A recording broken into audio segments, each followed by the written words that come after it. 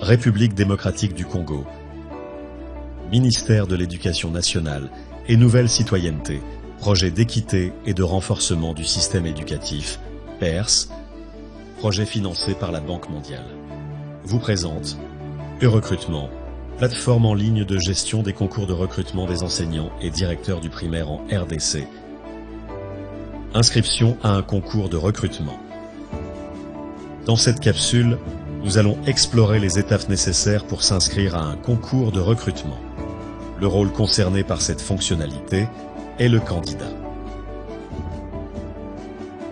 Critères d'admission au concours enseignant et directeur.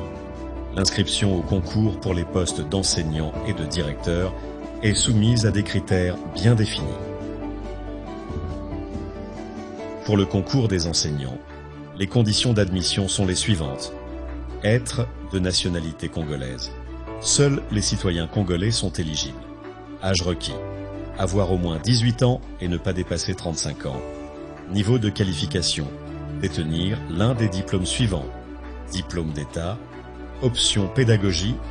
Diplôme de l'Institut de formation au métier d'enseignant. Diplôme d'un institut supérieur pédagogique.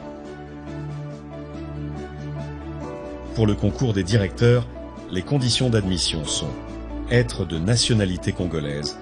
La nationalité congolaise est également exigée. Âge minimum. Être âgé d'au moins 25 ans. Statut professionnel. Être enseignant avec un numéro d'INACOP, SECOP valide. Expérience professionnelle. Justifier d'au moins 7 ans d'expérience continue en tant qu'enseignant au niveau primaire.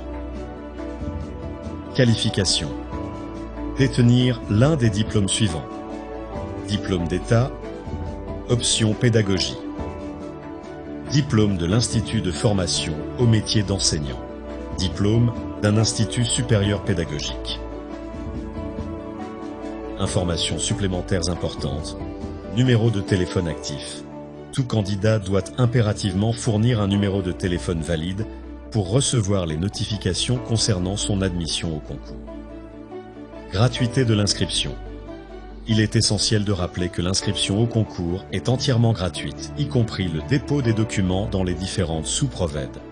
Aucune somme d'argent ne sera exigée, ni lors de l'inscription, ni à aucune autre étape du processus, y compris lors du passage des épreuves du concours.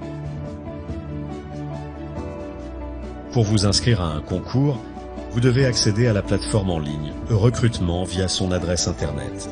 Sur la page d'accueil, dans la section Inscription, vous trouverez deux options principales. Inscription concours directeur, inscription concours enseignant. Cliquez sur le type de concours pour lequel vous souhaitez candidater. Si vous sélectionnez Inscription concours enseignant, vous accéderez à une section en bas de la page d'accueil contenant les informations relatives aux concours disponibles dans les différentes sous-divisions, sous-provèdes. Pour chaque concours, les informations suivantes seront affichées: le nom de la sous-division concernée, le nombre de postes ouverts, la date limite d'inscription, un bouton d'action « S'inscrire ». Pour simplifier votre recherche et accéder rapidement au concours souhaité, vous pouvez utiliser les filtres situés en haut de la liste des concours.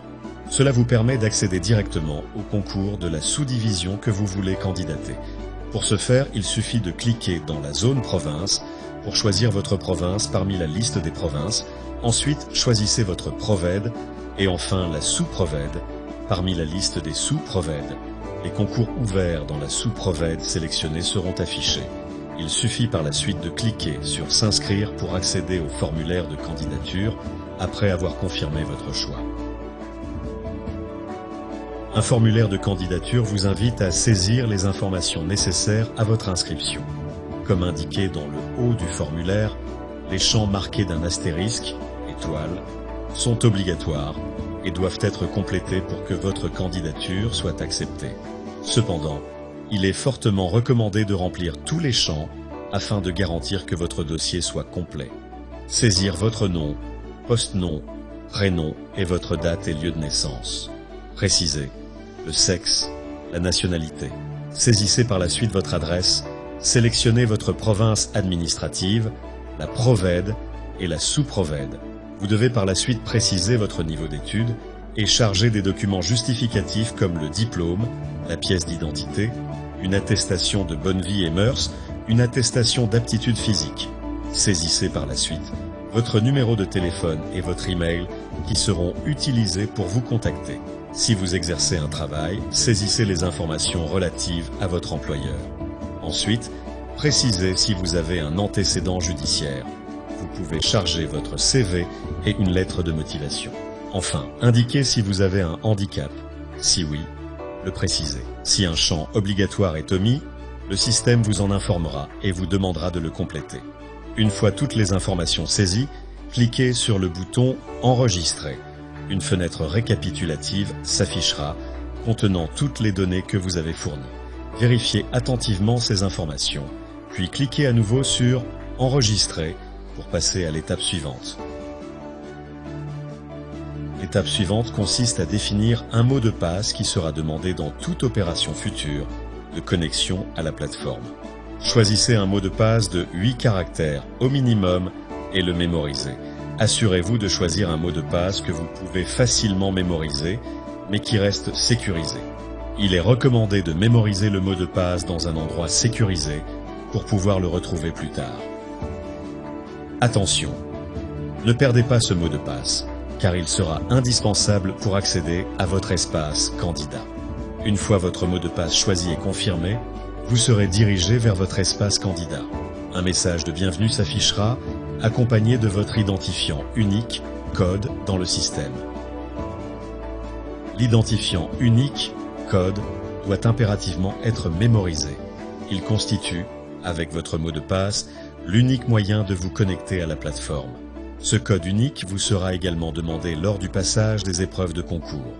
Il faudra l'écrire sur la feuille de réponse de l'épreuve écrite, le communiquer au jury lors de l'entretien oral. Faites particulièrement attention à ne pas égarer ce code et votre mot de passe.